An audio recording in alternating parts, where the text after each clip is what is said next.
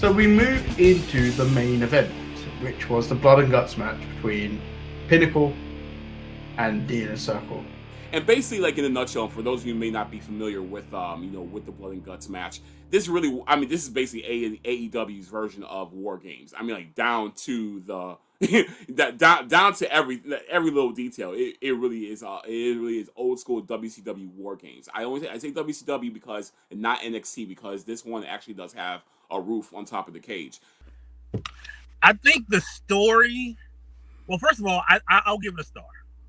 I think the story did suit what the match was. One faction against another. A traitor that was in the Inner Circle started his own group.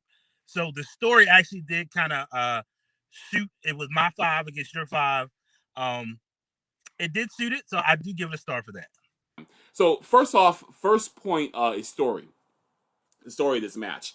Now, I felt that this was really that this match itself, the Blood and Guts match, really was appropriate for the individuals who were involved, in this match. Yeah, as I've stated numerous times on this show, I was always done with this story pretty much since November, since Dinner Debonair. That is when this story had jumped the shark. It's just not funny. It wasn't entertaining anymore for me. And like for me, that's when it ended. So that's limited when I stopped caring. So like if we're giving star ratings, it just doesn't get a star for me. I just feel like this story was rushed. Like I would have rather for this to happen. And I know they were not going to do it at Double or Nothing, but if the Inner Circle were off TV for more than like a week, I feel like after their beatdown or something, or 2, and the Pinnacle got a little bit of a run, that's just like running roughshod through AEW and establishing themselves as a heel faction, the story does not get a star for me. You know, it wasn't the longest feud, but it's a feud that became a blood feud because at the end of the day, MJF wants to replace Jericho and become the new Jericho of AEW, which is something that we all knew. So overall, going into this match, I gave it a star for story because I was behind this story. I think it's nice to see a younger talent try to rise to the top by taking out an old dog. So because of the long history, and in addition, because of the amount of individuals that were involved in this storyline, this match in terms of the Blood and Guts, it really was appropriate for for being able to tell the story of these two factions that are going head to head with each other. The crowd was super hot. The atmosphere and the production was really, was really spot on. The way how it looked, very, very eye candy. In terms of just the way how it looked, lots of very amazing camera angles. We didn't get that old school camera angle where the match is being blocked by the damn cage. No, they had cameras everywhere, even the aerial camera as well, too, to give you that Wile E. Coyote Roadrunner view as well. It was really great in terms of the way how they were able to capture the match. Everyone seemed to be really enthralled with the storyline. I thought the whole idea of wearing the prisons from the Inner Circle's respectable cities where they came from, I thought that added to the match. I actually felt at points that these two teams hated each other. I thought the big square off at between Wardlow and Jake Hager was good. I thought when you had the 5-man standoff was actually fairly decent. So when it comes for atmosphere, I'll give it another star. Once in the cage, menacing, it's everything that you want a cage to be. Until you touched like the barbed wire, it seemed very flimsy. Like it gave a lot than it should have. When I can't remember if it was Santana or Ortiz fell in between the ring rope and the in between the apron and the cage, it just gave a little bit too much more than I would like. I like the cameras inside the cage. I like the refs on the outside of the cage. There were no camera people inside the cage that I saw. I could be mistaken, but it worked. The only thing I didn't like as far as that was a lot of stuff happened in the commercial break. So yes, other than that, I gave it a star. Of them just doing stuff, and I was like, what's happening down there? and like you hear chair shots and stuff, or Yeah. you hear something, and it's like, what is going on down there? And I feel like I was missing a lot of action, and the fact that I had to watch this on TNT with all the commercial breaks interrupting it really, I think, hurt this match. Like, this should have been a pay-per-view or commercial free, and I know some people got to see the Fight TV feed. Like, I think that's the one you watch. Yeah. And you get to see more, but I feel like anytime the match was do something, it would be either coming back or going to commercial, and I don't pay attention to picture. In fact, spoiler alert, I skip picture in picture every single time I get it. Okay? Don't need it. Because I always feel like nothing really happens. But I feel like in this match, they were just doing stuff in there, and there were people bleeding, and there were weapons and shots, and people being attacked in there. So, for me, I cannot give it a star for atmosphere just because of all of the commercial breaks, the just random shots, like camera angle, and then that last shot of just watching Jericho jump into a giant pillow. It was different, and I think that's what they aimed for, and that's what they got. NXT cage is a little lower. I think you can kind of hang from the ceiling and do some stuff. And with NXT cages, you can't get on top. Once you're out the cage, you're out the cage. So I like it with this one. Now, what I didn't like was, I think the picture-in-picture, once we got back from the picture-in-picture, they were already outside the cage. And I didn't understand when Jericho and MJF were on top of the cage, why nobody else came up to the top of the cage. I mean, I know it was the two leaders, the focus was on them, the spotlight was on them in their fight, but it didn't make sense for everybody else to still be either in the cage or surrounding the cage. Like, it didn't make sense for Sammy Guevara to be outside the cage yelling up to MJF not to throw Jericho. I watched it without the commercials. I think without the commercials, aesthetically, the show flowed a lot better. I think that, unfortunately, AEW could not speak to TNT, be like, hey, can you make this last match at least commercial free? And I think if they would have did that, it would have made it feel so much more bigger and so much larger on the grand scheme of things. Overall, though, if you could watch the match without commercials, I think you would enjoy the match a lot more. But you have to get what they gave you. And if you had commercials, you made it through it. You had to look at little box action, and it was hard sometimes. So technically, I could knock atmosphere for that, but I'm not. Now, only issue I did have was, like I said, like, the part when the Pinnacle threw Homeboy over to the IC, we didn't need to see that. But also at the very end, like when Jericho was thrown over the top of the cage onto the floor, that should have been a wide shot. And me coming as a director, who like kind of like looks at these things, like a film director who looks at these things, that should have been a wide shot. That should not have been a tight shot, because the tight shot is what hurt it. Not necessarily the spot itself, but it was a shot from production. I was telling Jen and Zay earlier, it kind of reminds me of Warrior and Savage from WrestleMania 7. That match to me is the most perfect match in the history of pro wrestling. But the stain on the white T-shirt in that match is a part after Savage hits 5 elbow drops from the Ultimate Warrior. You visibly see the Warrior positioning himself to kick out. Where that should have been a wide shot, where we should have never saw that, where we were questioning the entire time, will he kick out? Is this the end of the Ultimate Warrior? What are we going to see? But we saw him position his hands up. We knew it was going to be a kick out. So it took away the allure. And that's what happened last night as well, too, when Jericho was thrown over the top rope. That should have been a wide shot, not a tight shot. And that took away from the allure and the impact of what that was supposed to be. So yeah, production, I need for y'all to kind of like, to kind of get that right, because that was a moment that should have been captured the right way. I just had a really big problem with that, and that last camera angle is what really hurt. And I think that's what everyone is talking about last night and today, about like Jericho falling on a mat, basically like a mattress foam, and it not looking believable. Had that been a wide shot, we would not be having that conversation. So that's why I take away the star from that one. But they fucked it up, because they should have done the top down look of him falling, because you wouldn't have noticed all the padding and everything nearly as much, because it was a far shot. Yeah.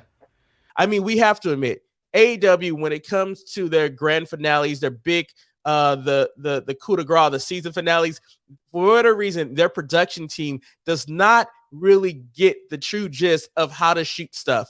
You knew that you had cardboard on that mattress. There was no reason that mattress should have been in the shot. We should have saw Jericho either fall or have the cage shot and saw the aftermath of what he did.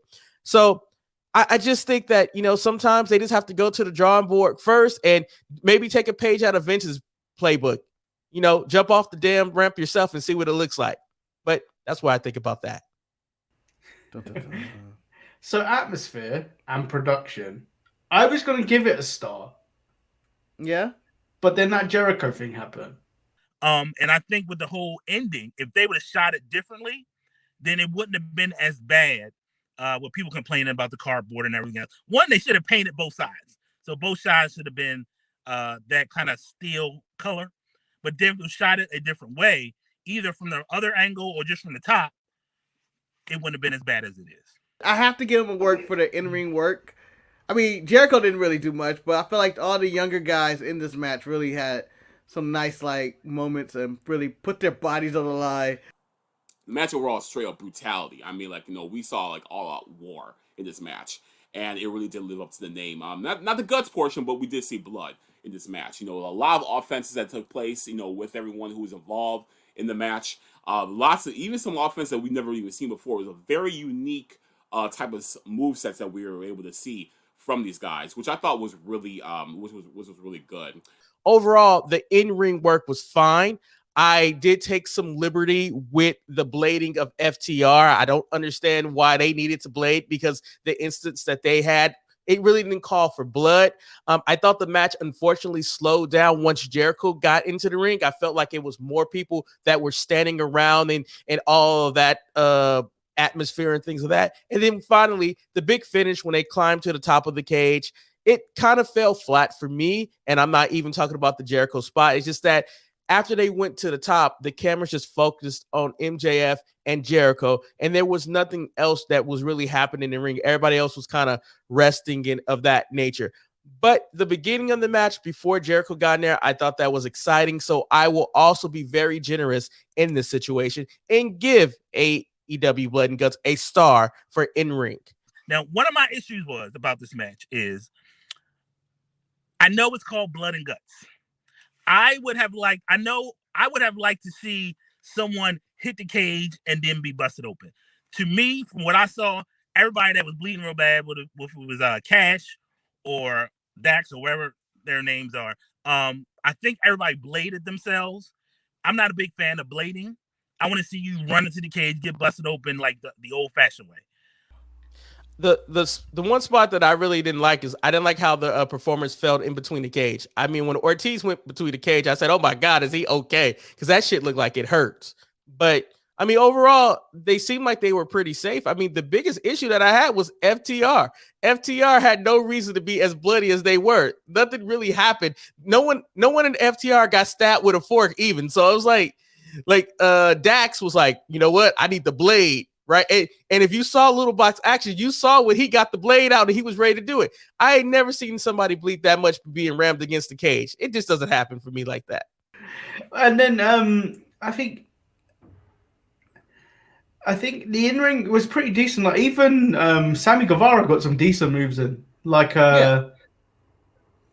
Very risky moves, but he got some decent offense in. He was in the match from the beginning. But like you said, too much blood, way too much blood. I get Blood and Guts is the name of the thing, but you only called it that because you couldn't call it War Games.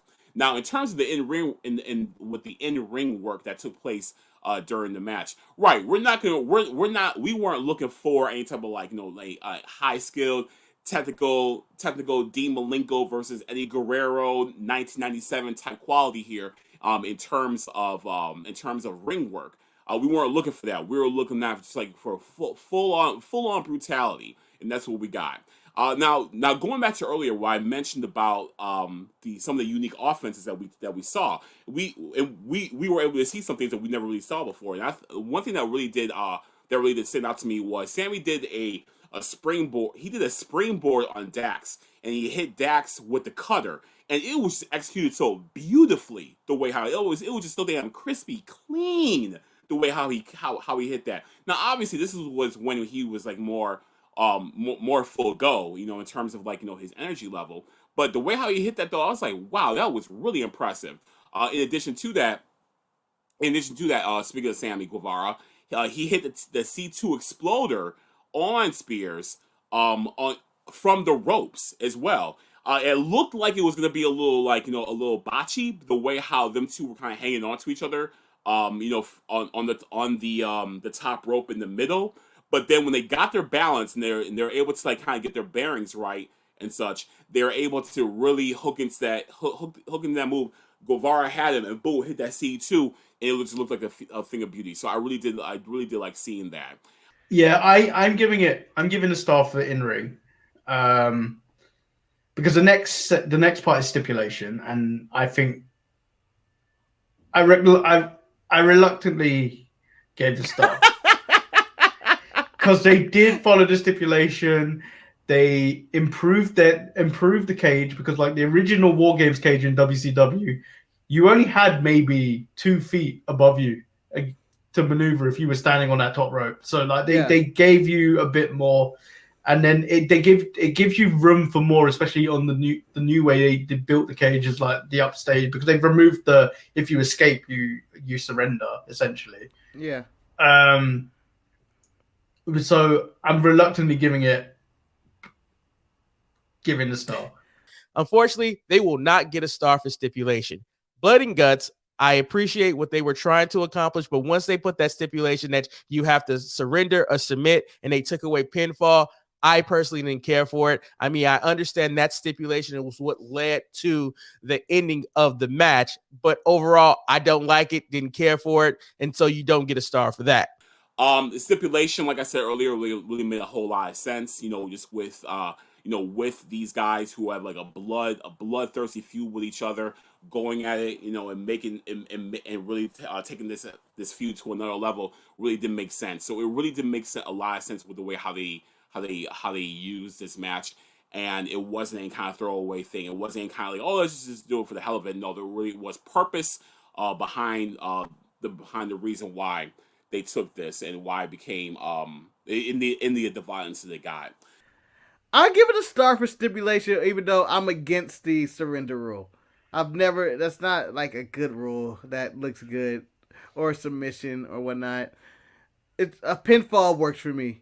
Like if a bunch of people fight for it, like the false finishes were taken out of the match, which I think hurts a match when you just have because it didn't seem like anybody was ever going for a submission. I think there was like one Walls of Jericho. There was an armbar from MJF, and there was other stuff, bunch of forks in the eyes, but no one's ever going like give up or surrender right away. Goddamn, there was none of that, and the referee's teasing he may surrender from this. Oh my god, there wasn't any of that.